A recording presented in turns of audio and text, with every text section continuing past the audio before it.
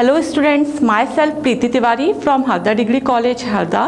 आज मैं आपके सामने में कॉस्ट अकाउंट के आईएमपी क्वेश्चंस का एक शॉर्ट वीडियो लाई हूँ जो आपके पेपर में आपको बहुत हेल्प करेगा। सबसे पहले हम देखते हैं कि कॉस्ट अकाउंटिंग की डेफिनेशन क्या है। Cost accounting is the techniques and process of the ascertain of cost. मतलब कॉस्ट अकाउंट क्या होता है, हमारे जो तकनीकी और एक प्रोसेस है उसके तहत हम अपनी कॉस्ट को निर्धारित करते हैं, डिटर्मिनेट करते हैं। अब अगर हम देखें कि सबसे पहले इसका हमारा यहाँ जो इंस्टीट्यूट है वो कौन सा है, तो देखिए ICWAI, institute of cost and work accountant of India. ये जो है ये आपसे इसका फुल फॉर्म भी पूछा जाता है। ये कब से स्टार्ट हुआ है, तो ये 29 मई, ठीक है, 29 मई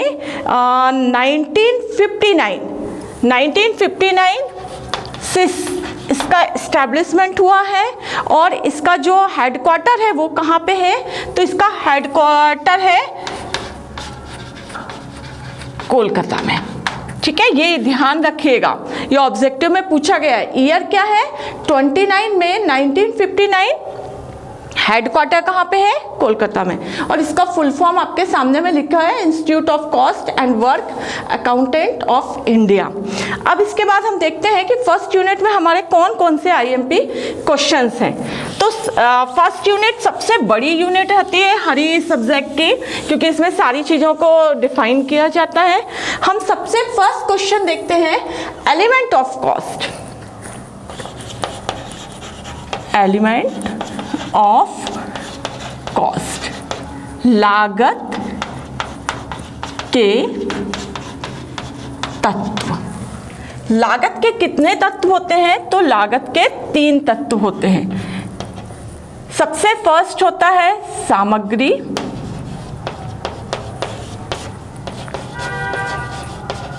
मटेरियल। सेकंड होता है श्रम, लेबर। और थर्ड होता है व्यय, एक्सपेंसेस, ठीक है। एलिमेंट ऑफ कॉस्ट कितने होते हैं, लागत के तत्व क्या है, कितने होते हैं। जब भी कोई चीज़ बनती है, कोई भी आइटम्स, कोई भी यूनिट बनती है, तो उसके 3 एलिमेंट्स होते हैं। एक होता है मटेरियल, एक होता है लेबर और एक होता है एक्सपेंसेस। अब इनके भी 2 टाइप्स होते हैं। फर्स्ट होता है डायरेक्ट, सेकंड होता है इनडायरेक्ट। सेम लेबर का भी direct, indirect. Direct material, indirect material, इसको हिंदी में बोलेंगे प्रत्यक्ष सामग्री, अप्रत्यक्ष सामग्री। Direct labour, indirect labour. फिर डायरेक्ट एक्सपेंसेस, इनडायरेक्ट एक्सपेंसेस, ठीक है। अब इनको मैं हल्का सा डिफाइन कर रही हूँ। डायरेक्ट मटेरियल क्या होता है, डायरेक्ट मटेरियल वो होता है जो किसी वस्तु पर हम देख के बता सके कि ये इस पर डायरेक्टली इसी चीज़ से ये वस्तु बनी है, इसके बगैर इसके बनने की कल्पना भी नहीं कर सकते। जैसे ये चौक दिख रही है आपको, तो आप इसको देख के बोल रहे हो कि किससे बनी है, चूने से बनी है। तो ये मटेरियल जो है उस यूनिट पे सीधे दिखता है, वो कहलाता है डायरेक्ट मटेरियल। सेम जो लेबर सीधे डायरेक्टली उससे रिलेटेड होते हैं वो डायरेक्ट लेबर होते हैं। और जब कोई सामग्री खरीदी गई है और उससे संबंधित जो भी व्यय, उस वस्तु को जैसे परचेस वगैरह करने में जो एक्सपेंसेस हो रहे हैं वो क्या कहलाएंगे, डायरेक्ट एक्सपेंसेस, ठीक है। अब इनडायरेक्ट क्या होगा, कोई भी प्रोडक्शन या कोई भी यूनिट पर एक ही वस्तु नहीं बनती है, एक ही आइटम नहीं बनता है, कई प्रकार की चीज़ें बनती हैं। तो जब कोई हमारा सामग्री एक साथ 2-3 यूनिट्स पर यूज़ हो रही है तो उसको हम बोलते हैं इनडायरेक्टली, ठीक है। इसके बाद सेकंड क्वेश्चन है आपका जो मैं ले रही हूँ। बेटा अपन को एक शॉर्ट वीडियो में जल्दी लेना पड़ेगा, है ना, तो इतना ज़्यादा अपन डीपली एक्सप्लेन नहीं कर पाएंगे उसको। सेकेंड क्वेश्चन है अपना क्लासिफिकेशन ऑफ ओवरहेड।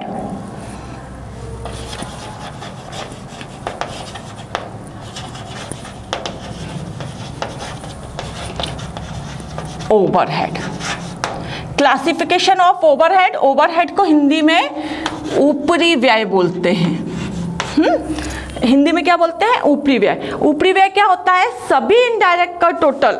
अभी जो मैंने आपको बताया था एलिमेंट्स, 3 एलिमेंट्स, इनमें आपने देखा था डायरेक्ट मटेरियल, डायरेक्ट लेबर और डायरेक्ट एक्सपेंसेस, इनका टोटल प्राइम कॉस्ट था। और इन तीनों के जो इनडायरेक्ट बचे, इनडायरेक्ट मटेरियल, इनडायरेक्ट लेबर और इनडायरेक्ट एक्सपेंसेस, इनका टोटल कहलाता है ऊपरी व्यय। ऊपरी व्यय कितने टाइप्स के होते हैं? इस क्लासिफिकेशन को हिंदी में अपन वर्गीकरण बोलेंगे। तो ऊपरी व्यय का वर्गीकरण, ऊपरी व्यय जो होते हैं वो 3 प्रकार के होते हैं। सबसे फर्स्ट होता है फैक्ट्री ओवरहेड, सेकंड होता है ऑफिस ओवरहेड और थर्ड होता है सेलिंग एंड डिस्ट्रीब्यूशन ओवरहेड। ऐसे ओवरहेड जो फैक्ट्री पर लगे, जहाँ पे प्रोडक्शन होता है ना, उसको फैक्ट्री बोलते हैं। ऐसे एक्सपेंसेस जो फैक्ट्री पर लगे, उन ओवरहेड्स को क्या बोलोगे? Factory overhead. कारखाना ऊपरी व्यय, हिंदी में कारखाना ऊपरी व्यय। ओके, ऊपरी व्यय ओवरहेड का हिंदी है। और ऑफिस ओवरहेड, ऐसे ओवरहेड्स जो ऑफिस में लगे। क्या होता है? एक फैक्ट्री होती है और एक अपना शोरूम होता है ना, तो या ऑफिस होता है जिसको बोला जाता है।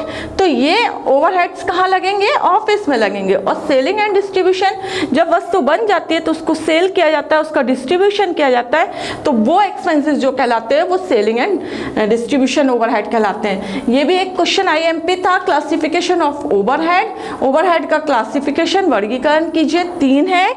अगला नेक्स्ट क्वेश्चन लेते हैं।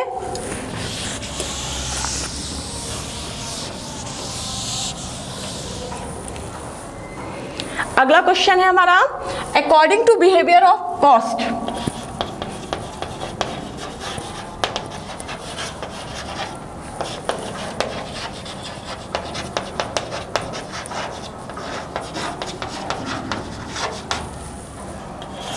व्यवहार के आधार पर लागत कितने प्रकार की होती है ना, कि ये बिहेवियर के अकॉर्डिंग व्यवहार, तो ये 3 टाइप्स की होती हैं। सबसे फर्स्ट होता है फिक्स कॉस्ट, सेकंड होता है वेरिएबल कॉस्ट और थर्ड होता है सेमी वेरिएबल। हिंदी में स्थायी व्यय, वेरिएबल परिवर्तनशील,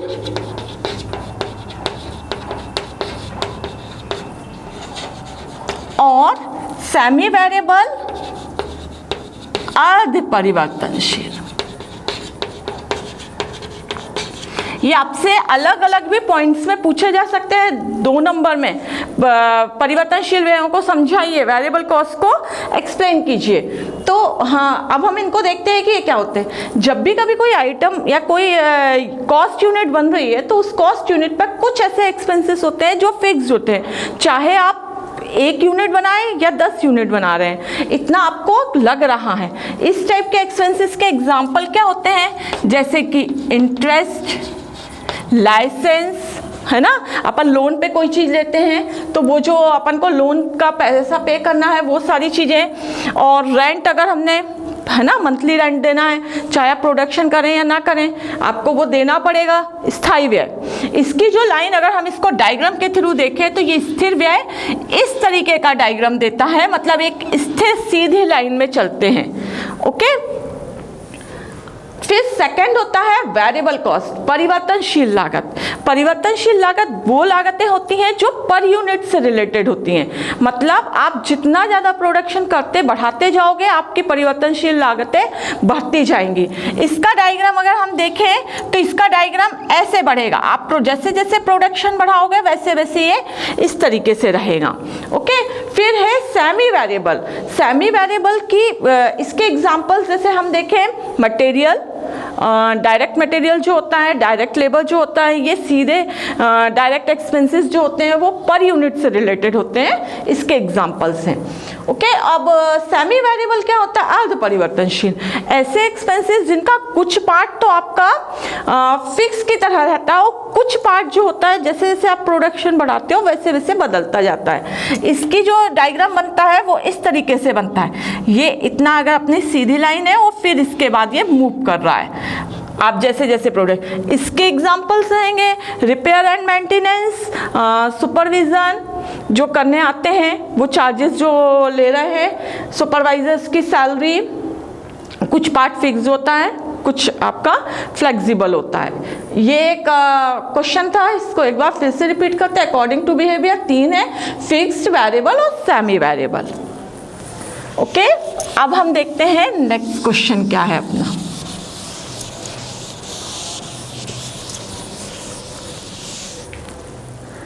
अब यहाँ पे अगला क्वेश्चन है pricing of material issued. Pricing of material issued. जब हम फैक्ट्री में प्रोडक्शन होता है तो मटेरियल को परचेस करके रखा जाता है, और परचेस करके रखने के बाद फैक्ट्री में प्रोडक्शन के लिए इशू किया जाता है। तो एक स्टोर होता है जिसको स्टोर कीपर मैनेज करता है। ओके, तो वो जो है वो किस प्राइस पे मटेरियल को इशू करे, कौन? Store keeper. तो वो मेथड लगाता है। अब यहाँ पे आपके जो मेथड होती है, सबसे फर्स्ट होती है cost price method. Cost price method में कौन कौन सी मेथड आएंगी? इसको हिंदी में बोलते हैं लागत मूल्य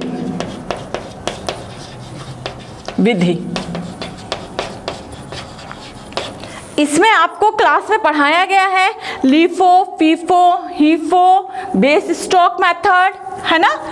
फीफो मेथड फुल फॉर्म है इसका first incoming first outgoing, LIFO last incoming first outgoing, HIFO higher price incoming first outgoing, और बेस स्टॉक मेथड। ओके, ये सारी की सारी किसकी है? Cost price method. बेटा प्रैक्टिकली अगर हम देखें तो फीफो और लीफो प्रैक्टिकली क्वेश्चन आईएमपी रहता है, तो आप लोग अगर प्रैक्टिकली इसकी प्रैक्टिस करना चाहें तो आप एक बार देख सकते हो। फर्स्ट इनकमिंग फीफो का फुल फॉर्म क्या है? फर्स्ट इनकमिंग फर्स्ट आउटगोइंग, पहले आना पहले जाना। Last incoming first outgoing, HIFO higher price incoming first outgoing, और base stock method.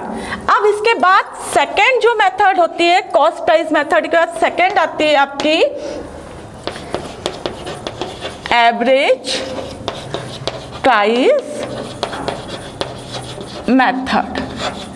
Average price method में दो रहती हैं, एक रहता है बेसिक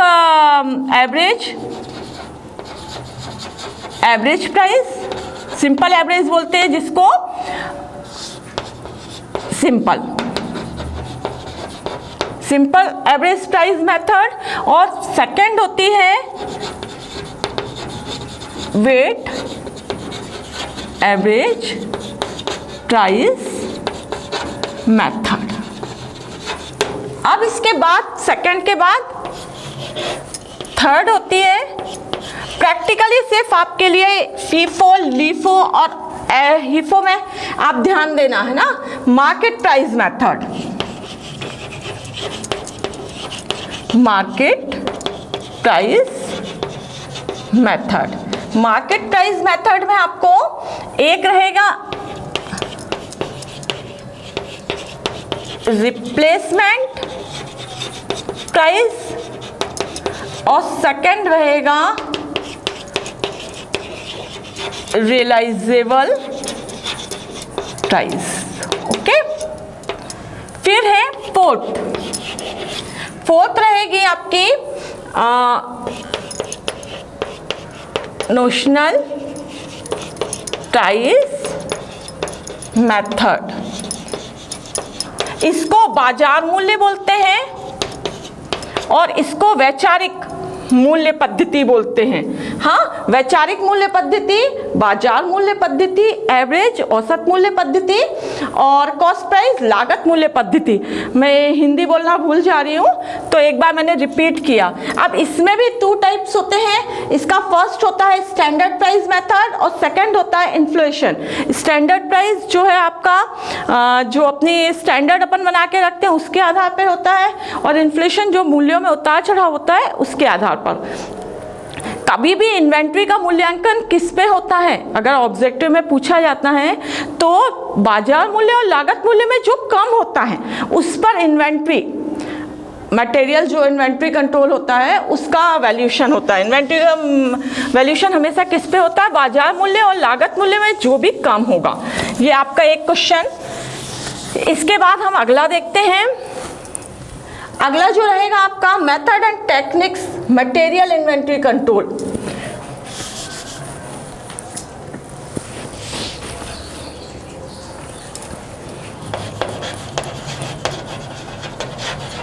मेथड्स एंड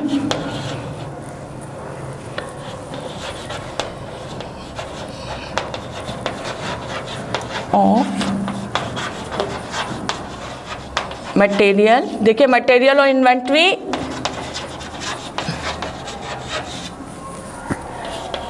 कंट्रोल। अब इसकी कौन कौन सी मेथड होती है? तो सबसे फर्स्ट होता है बजट।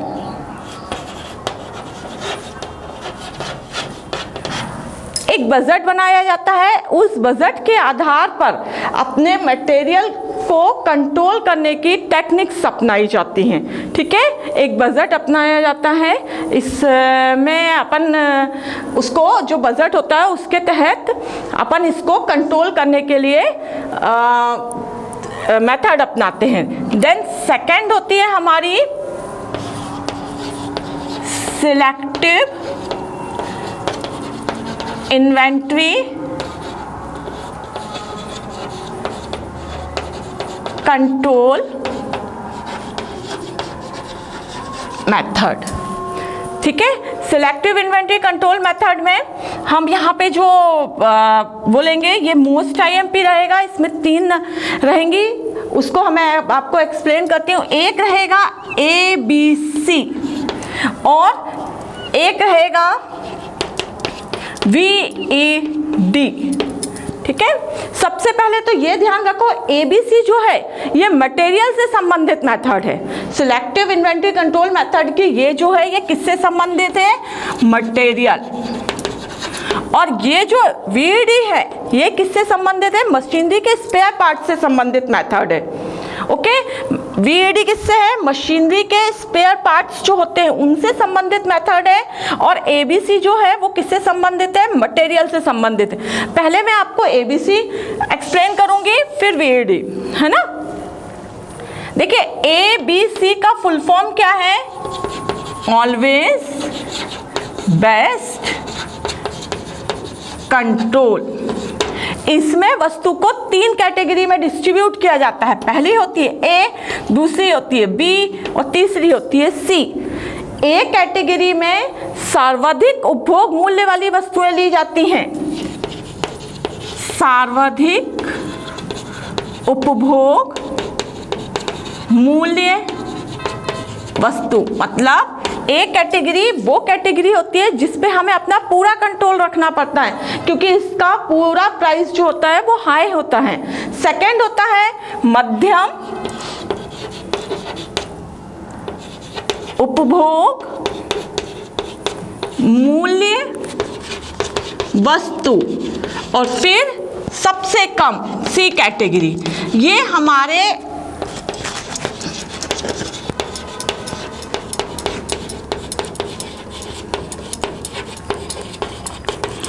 जब हम फैक्ट्री में प्रोडक्शन करवाते हैं तो हम अपनी जो मटेरियल होता है उसको 3 कैटेगरी में डिस्ट्रीब्यूट करते हैं। सबसे फर्स्ट कैटेगरी होती है ए, जिस कैटेगरी अभी अपन ने देखा ABC एनालिसिस, जिसका फुल फॉर्म था ऑलवेज बेस्ट कंट्रोल।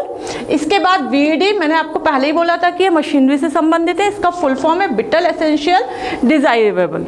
हम स्पेयर पार्ट्स को 3 उसमें कैटेगरीज में डिस्ट्रीब्यूट करते हैं। एक होता है हमारा वाइटल, दूसरा होता है हमारा एसेंशियल और तीसरा होता है हमारा डिजायरेबल। इसके बगैर आप जो प्रोडक्शन है, ये प्रोडक्शन के लिए सबसे इम्पोर्टेंट पार्ट्स होते हैं, इनके बगैर आप अपने प्रोडक्शन की कल्पना भी नहीं करेंगे। एसेंशियल, ये आवश्यक होते हैं, अगर ये रहेंगे तो इससे क्या होगा, मशीनरी के पार्ट से किस्म वगैरह अच्छी निकलेगी, क्वालिटी अच्छी निकलेगी। थोड़ा सा क्वालिटी में कंप्रोमाइज़ करना पड़ सकता है और इससे तुरंत में तो प्रभाव नहीं पड़ेगा, लेकिन लंबे समय में मशीनरीज खराब होने की संभावना रहती है। ठीक है, ये मशीनरी से संबंधित था। अब आई बात EOQ। EOQ क्या होता है, एक इकोनॉमिक ऑर्डर क्वांटिटी होती है, जिसको हम हिंदी में बोलते हैं मितव्ययी आदेश मात्रा। ऐसी आदेश मात्रा का निर्धारण करना जिस पर हमारे टोटल ऑर्डरिंग कॉस्ट और टोटल कैरिंग कॉस्ट हमको सबसे ज़्यादा बचत दे, है ना। जैसे कि हम अच्छे खासे ट्रेड डिस्काउंट ले सके, ऐसी मात्रा, ऐसी क्वांटिटी का निर्धारण किया जाता है EOQ में, जिससे कि हम ज़्यादा से ज़्यादा ट्रेड डिस्काउंट और ट्रांसपोर्ट की बचत प्राप्त कर सकें। ये सब इसके मेथड है। देन फोर्थ है हमारा determination of limit and levels of the material control. हम मटेरियल के लिए ऐसे कुछ लेवल्स डिसाइड करके रखते हैं, जैसे कि minimum level, maximum level, reorder level, है ना। इतने पे जाए जैसे हमारा लेवल तो हमें रीऑर्डर कर देना है। मिनिमम इससे कम नहीं होना चाहिए, मैक्सिमम इससे ज़्यादा नहीं होने चाहिए। इन सबको आप एक बार अच्छे से देख लेना। फिर इसके बाद है कंट्रोल रेशो। एक कंट्रोल रेशो के थ्रू भी हम अपने जो है वो मेथड, इन्वेंट्रीज को कंट्रोल करने की मेथड में से एक ये होता है। अब नेक्स्ट है हमारे method of wage payment. Wage payment, जो वेजेस होती है उसके पेमेंट करने की 3 मेथड होती है। Time rate method. Time rate method में क्या होता है, जितने घंटे काम किया उसके अकॉर्डिंग उसको वेजेस देना, है ना। जैसे जनरली होता है 1 घंटे का 200 रुपया, 2 घंटे का 400 रुपया, ये जो है time rate method. Piece rate method में क्या होता है, जितने पीसेस, जितनी क्वांटिटी आपने निकाली, जितने पीस आप बनाओगे उसके आधार पर पेमेंट होता है, तो ये होगा piece rate method. Incentive schemes, इसको प्रेरणात्मक बोलते हैं, हाँ हिंदी में प्रेरणात्मक। इसमें 2 हैं, एक हालसे है और एक रोबन है। ये दोनों ही मोस्ट IMP हैं। इन पे अलग अलग पूछा जाता है कि हालसे की थ्योरी को एक्सप्लेन कीजिए और रोबन की थ्योरी को एक्सप्लेन कीजिए। तो जो हालसे थे वो रेड डील कंपनी शेयरबुक कनाडा, रेड डील कंपनी शेयरबुक कनाडा से संबंधित थे। इनका ईयर 1891, कनाडा। इनका पूरा नाम था FA हालसे और इसको स्पिल्ट बोनस प्लान नाम से भी जाना जाता है। स्पिल्ट बोनस प्लान हालसे की थ्योरी का ही एक नाम है, ऑब्जेक्टिव में पूछ लिया जाए। इसका फॉर्मूला है time taken into hourly rate plus percentage of premium, bracket में time saved into hourly rate. Second जो थी हमारी इंसेंटिव स्कीम में एक है रॉबन प्रीमियम।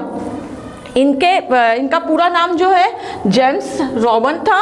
ये 1901 में स्कॉटलैंड के रहने वाले थे। इनका फॉर्मूला ये लिखा है आपके सामने, टोटल वेजेस। ये फॉर्मूले से प्रैक्टिकली भी पूछा जाता है, time taken into hourly rate plus bracket में है टाइम सेव्ड, स्टैंडर्ड टाइम, फिर इनटू टाइम टेकन और आवरली रेट। हाँ, अब इसके बाद ये यहाँ इतना पोर्शन के साथ ही हमारी फर्स्ट यूनिट कंप्लीट हो रही है। फर्स्ट यूनिट का एक शॉर्ट रिवीजन मैंने आपको करवाया है, ठीक है। अब हम देखते हैं कि सेकेंड यूनिट में क्या है।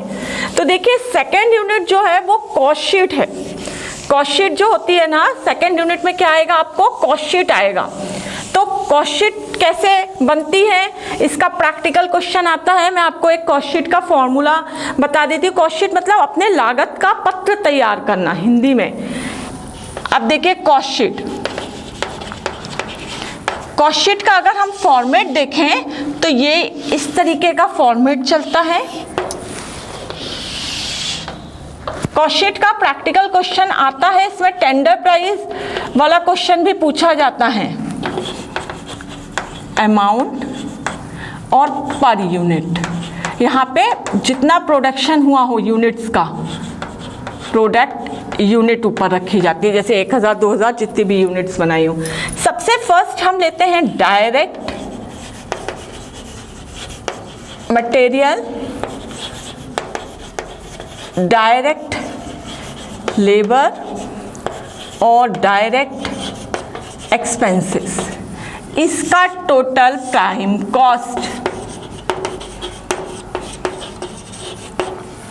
इसमें फैक्ट्री ओवरहेड जोड़ दीजिए,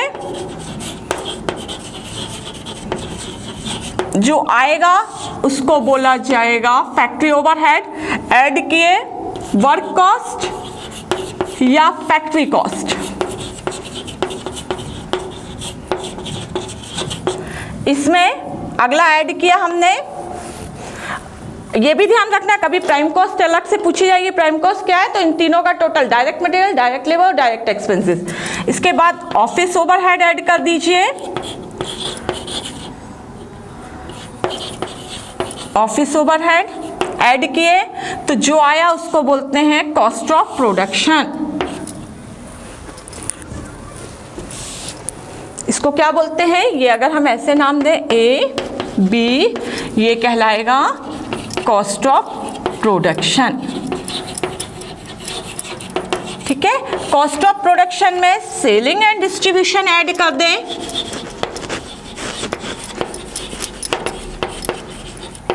तो जो आएगी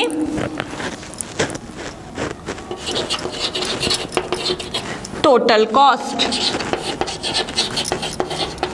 और टोटल कॉस्ट और सेल्स प्राइस के बीच में प्रॉफिट होता है। सेल्स, वापस से रिपीट करती हूँ, direct material, direct expenses, direct labour का प्राइम कॉस्ट, प्राइम कॉस्ट में फैक्ट्री ओवरहेड ऐड किए वर्क कॉस्ट, वर्क कॉस्ट में ऑफिस ओवरहेड ऐड किए cost of production, cost of production में selling and distribution add total cost, total cost और sales price के बीच का डिफरेंस प्रॉफिट होता है। ओके, अब ये सबसे मोस्ट आईएमपीस में प्रैक्टिकल आएगा तो भी आपको कॉस्ट शीट का फॉर्मेट होना चाहिए। अब हम देखते हैं कि टेंडर प्राइस क्या होता है, कोटेशन क्या होता है और निर्क क्या होता है। टेंडर प्राइस, कोटेशन और एस्टिमेशन, इसको हिंदी में अनुमान बोलते हैं, इसको हिंदी में निर्ख बोलते हैं और इसको टेंडर को निविदा बोलते हैं।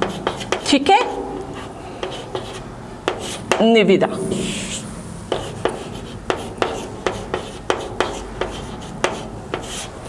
अब देखिए टेंडर प्राइस क्या होता है। टेंडर प्राइस जो होता है इसका मोस्टली यूज सरकारी विभागों में होता है। एक बंद लिफाफे के अंदर एक अपना कॉस्ट शीट जैसा एक टेंडर प्राइस भर के भेजा जाता है जो खुलता है। आपने कई बार न्यूज़पेपर वगैरह में देखा होगा, टेंडर आमंत्रित किए जाते हैं। इसका व्यवहार ज़्यादा का कहाँ होता है, सरकारी ऑफिस में होता है, सरकारी जितने भी काम होते हैं। अब कोटेशन जो होता है, निर्ख मूल्य, सरकारी को छोड़कर जितने भी कॉस्ट शीट के लिए जो अप्लाइड किए जाते हैं एक लिस्ट प्राइस बना के, वो ये सरकारी को छोड़ के बाकी जगह पर इसका यूज़ होता है। और एस्टिमेशन, पहले से हम अनुमान लगा के एक एस्टिमेशन बना के देते हैं कि इतने में जाएगा इस चीज़ का मूल्य, तो वो कहलाता है एस्टिमेशन। इन तीनों चीज़ों को आप एक बार अच्छे से देखेंगे बेटा। ठीक है, अब इसके बाद सेकेंड यूनिट में यही 3-4 चीज़ें जो मोस्ट आईएमपी थी। अब आती है आपकी थर्ड यूनिट। थर्ड यूनिट जो है वो है क्या है, कॉन्ट्रैक्ट अकाउंट है इसमें और ऑपरेटिंग कॉस्ट। पहले अपन देखते हैं कि कॉन्ट्रैक्ट क्या होता है। देखिए कॉन्ट्रैक्ट का मतलब होता है जब हम कभी किसी चीज़ को बनाने के लिए या ठेका लागत जो होती है वो विशिष्ट प्रकार के कोई ऑर्डर दिए जाते हैं और उस ऑर्डर के लिए ग्राहक की डिमांड के अकॉर्डिंग जो कुछ बनाया जाता है उसको हम क्या बोलते हैं, कॉन्ट्रैक्ट। कॉन्ट्रैक्ट के बेस पे कोई भी काम करवाना। अब कॉन्ट्रैक्ट का भी फॉर्मेट आपको देखना होगा। कॉन्ट्रैक्ट का जो फॉर्मेट होगा उसमें इधर पर पूरे एक्सपेंसेस आते हैं और यहाँ पर जो भी हम पेमेंट्स वगैरह देते हैं वो। कॉन्ट्रैक्ट का फॉर्मेट बेटा आप लोग एक बार अच्छे से देख लेना। कोई भी कॉन्ट्रैक्ट जो होता है वो पूरा एक वर्ष में पूर्ण नहीं हो पाता है क्योंकि इसकी लागत बहुत बड़ी बड़ी होती है, 2-3 साल लग जाते हैं, इसलिए इसको अपूर्ण लेखे भी रहते हैं इसमें कई बार हमारे पास। तो अब देखिए सबसे पहले वर्क इन प्रोग्रेस क्या होता है। वर्क इन प्रोग्रेस मतलब जब हमने अपनी बुक्स प्रिपेयर की तब हमारा निर्माण कार्य जारी था, उसको हम बोलेंगे work in progress. Work in progress जो होता है वो कॉन्ट्रैक्ट अकाउंट के सीआर साइड में होता है, ठीक है। अब वर्क इन प्रोग्रेस में 2 टाइप्स के वर्क होते हैं, एक होता है वर्क सर्टिफाइड, एक होता है work done but not it certified. क्या होता है जब हम जितना काम कर लेते हैं उतने काम के होने के बाद हमें एक इंजीनियर या फिर जो हमारा जो आर्किटेक्ट होता है वो हमको एक सर्टिफिकेट प्रोवाइड करवाता है, तो वो उतना वर्क जो हमने कर लिया उसके लिए हमें एक सर्टिफिकेशन मिल जाता है, तो वो कहलाएगा वर्क सर्टिफाइड।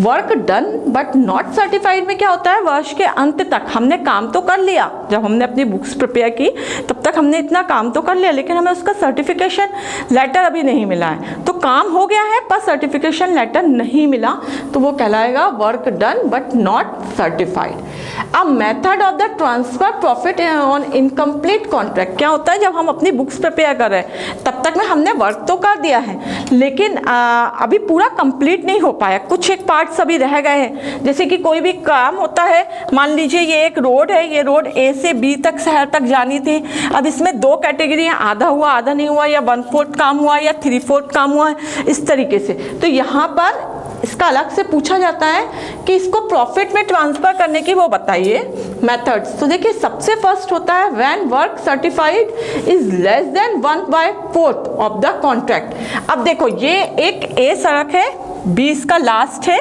यहाँ तक हमको बनानी थी, 1/4 से कम हुआ ये वाली कैटेगरी, तो इसमें आप कुछ भी लाभ जो है वो प्रॉफिट एंड लॉस में नहीं डालते, पूरा का पूरा कहाँ रहेगा, वर्क इन प्रोग्रेस अकाउंट में रहेगा। ओके, ये प्रैक्टिकली भी बहुत यूज होते हैं।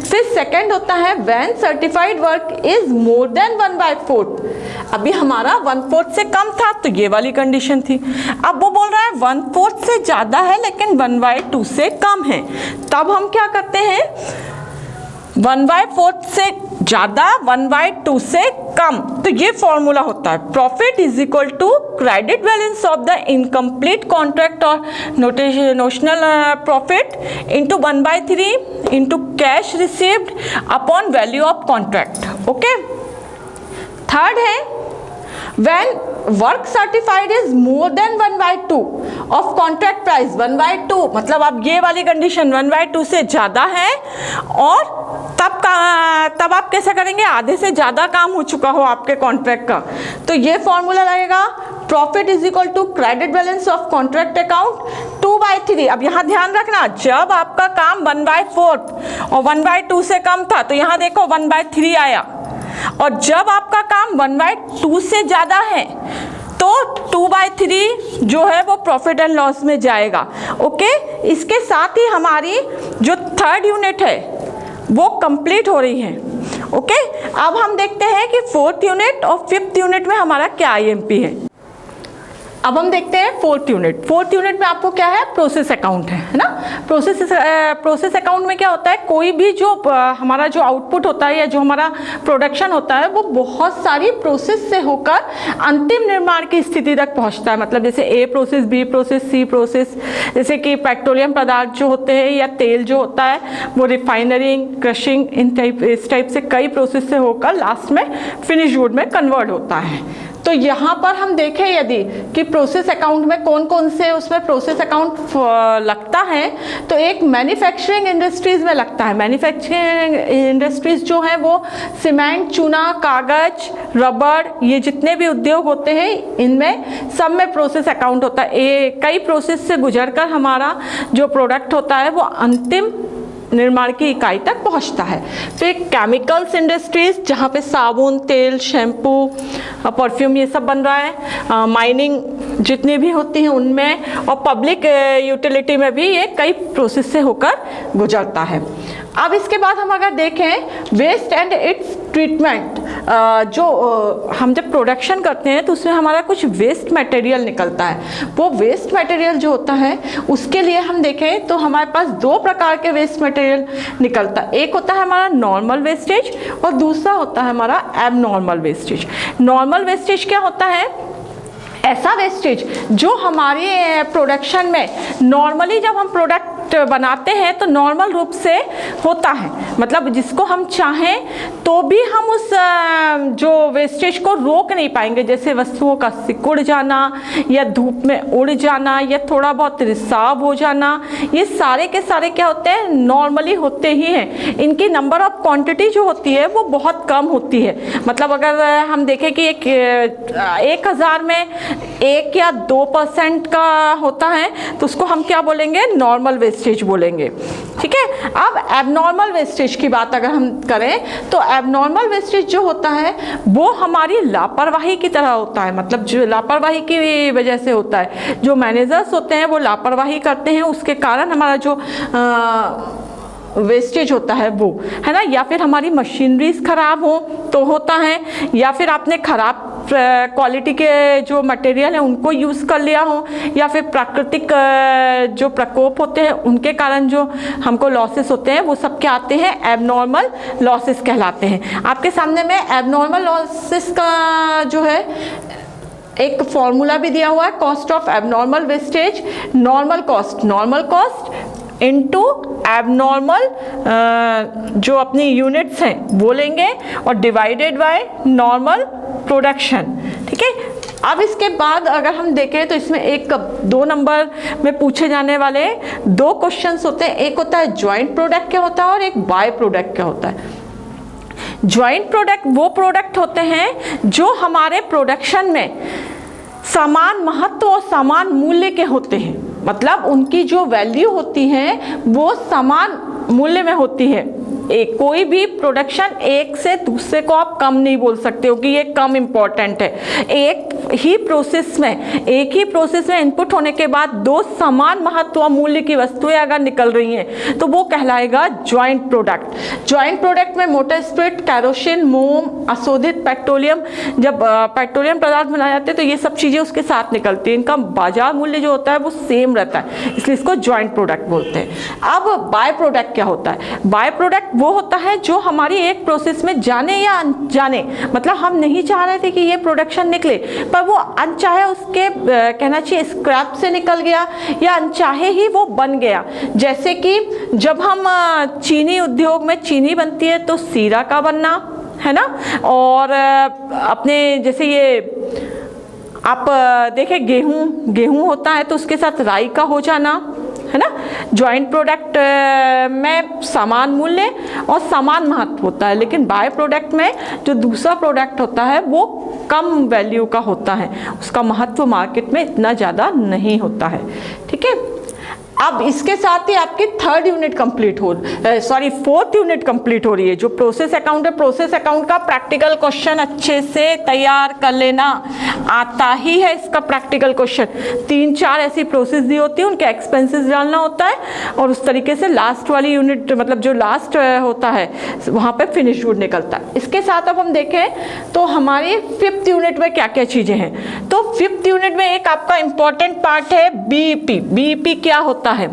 बीईपी का फुल फॉर्म होता है break even point. Break even point मतलब ऐसी कंडीशन जहां पर हमें नो प्रॉफिट और नो लॉस की कंडीशन में ऐसी कंडीशन जब हम नो प्रॉफिट और नो लॉस की कंडीशन में हो वो कहलाता है बीईपी, ब्रेक इवन पॉइंट। इसके नीचे जो होता है वो लॉस होता है, इसके ऊपर जो होता है वो प्रॉफिट होता है। मैं एक डायग्राम के थ्रू अगर आपको बताऊं तो ये जैसे हमारा ये जो पॉइंट है ये हमारा बीईपी निकल रहा है, तो यहाँ पर लॉसेस होंगे, इसके ऊपर प्रॉफिट होगा।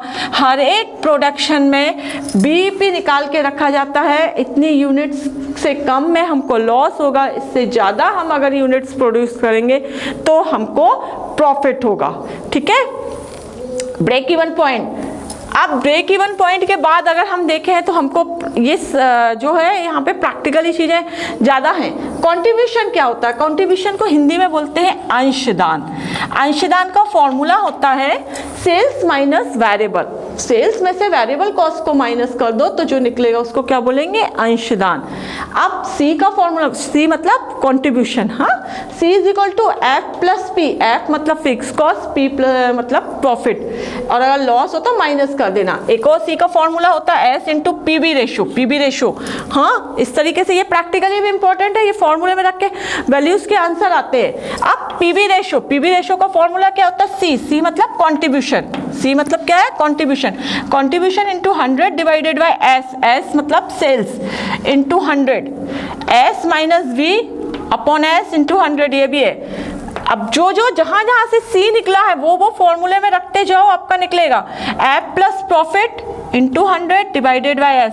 अब BEP, break even point, fix cost, FC मतलब fix cost into sales divided by contribution, ये फॉर्मूला है। ठीक है, BEP fix cost divided by PV ratio.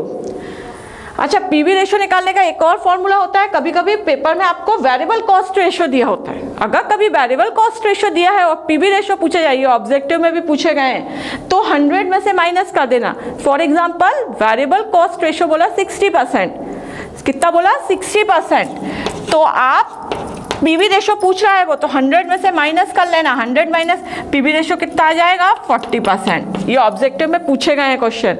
Okay, अब इसके बाद अगला टॉपिक जो रहेगा वो आपका रहेगा विचरण, वेरिएंस। वेरिएंस क्या होते हैं, विचरण क्या होते हैं? देखिए, वेरिएंस, विचरण, जब हम किसी भी वस्तु को बनाते हैं तो हम एक स्टैंडर्ड निर्धारित करते हैं कि इस हिसाब से मेरा प्रोडक्शन होना चाहिए, वो स्टैंडर्ड कहलाता है। और जब हम एक्चुअल में प्रोडक्शन करते हैं तो हमारे हाथ में जो कॉस्ट आ रही है उसका और स्टैंडर्ड कॉस्ट के बीच का डिफरेंस जो होगा वो क्या कहलाएगा? वेरिएंस। ठीक है, अब वेरिएंस, विचरण, standard cost minus actual cost. Standard cost, जब भी कोई प्रोडक्ट बनता है तो उसका एक स्टैंडर्ड कॉस्ट होती है, पूर्व निर्धारित लागत हिंदी में, है ना, और एक्चुअल कॉस्ट के बीच का डिफरेंस जो है वो वेरिएंस होगा। कॉजेज ऑफ वेरिएंस, वेरिएंस क्यों होता है, वेरिएंस क्यों आता है? तो देखिए, एक मटेरियल के कारण, मटेरियल की कॉस्ट में उतार चढ़ाव हुआ हो उसके कारण वेरिएंस आएगा, है ना। जब मटेरियल कॉस्ट वेरिएंस होगा इसको बोलते हैं एमसीबी। एमसीबी कैसे निकलती है? Standard cost minus actual cost. Standard cost minus actual cost. Standard cost कैसे बनती है? Standard quantity into standard price. Okay, standard quantity, SQ मतलब स्टैंडर्ड क्वांटिटी, एसपी मतलब स्टैंडर्ड प्राइस। एसी कैसे बनेगा? Actual quantity, actual quantity into actual price. Okay, अब MCB जो होता है वो दो टाइप्स का होता है। एक होता है मटेरियल के प्राइस में होने वाला वेरिएंस, और एक होता है मटेरियल के यूज करने पर, वो उपयोग करने पर होने वाला वेरिएंस। एमपीवी का फॉर्मूला होता है AQ, actual quantity, actual quantity bracket में standard price minus actual price. Okay, फिर मटेरियल यूजेस वेरिएंस का फॉर्मूला क्या होता है, जिसको हम एमयू भी बोलते हैं, स्टैंडर्ड प्राइस ब्रैकेट में standard quantity minus actual quantity, actual quantity. ठीक है, अब दूसरा जो होता है, ये तो मटेरियल कॉस्ट वेरिएंस के टू थे, एक था मटेरियल प्राइस वेरिएंस और दूसरा था मटेरियल यूजेस वेरिएंस। अब है दूसरा labour cost variance. Labour cost variance के भी दो होते हैं, एक होता है एलसीबी और एक होता है एलसीबी। एलसीबी के दो टाइप्स निकलते हैं, एक होता है एलआरवी और एक होता है LEB. Labour cost variance, labour cost variance का फॉर्मूला क्या है? Standard time into standard rate minus actual time into actual rate, ठीक है। इनसे जो निकलेगा वो निकलेगा लेबर कॉस्ट वेरिएंस। अब लेबर कॉस्ट वेरिएंस में लेबर रेट वेरिएंस है। लेबर रेट वेरिएंस का फॉर्मूला क्या है? एक्चुअल टाइम ब्रैकेट में standard rate minus actual rate. और लेबर इफिशिएंसी वेरिएंस का फॉर्मूला क्या है? Labour efficiency variance SR standard rate bracket में standard time minus actual time. बेटा एक शॉर्ट वीडियो में मैंने आपको जितना भी आईएमपी पोर्शन है वो समझाने की पूरी कोशिश की है ना। आप इससे संबंधित सारे जितने भी आपको समझाया गया है उससे संबंधित सारी की सारी चीज़ों को अच्छे से तैयार कर लें। प्रैक्टिकली क्वेश्चन की अगर हम बात करें तो प्रैक्टिकली क्वेश्चन में आप प्रोसेस अच्छे से तैयार करना और कॉस्ट शीट अच्छे से तैयार करना। Okay, best of luck.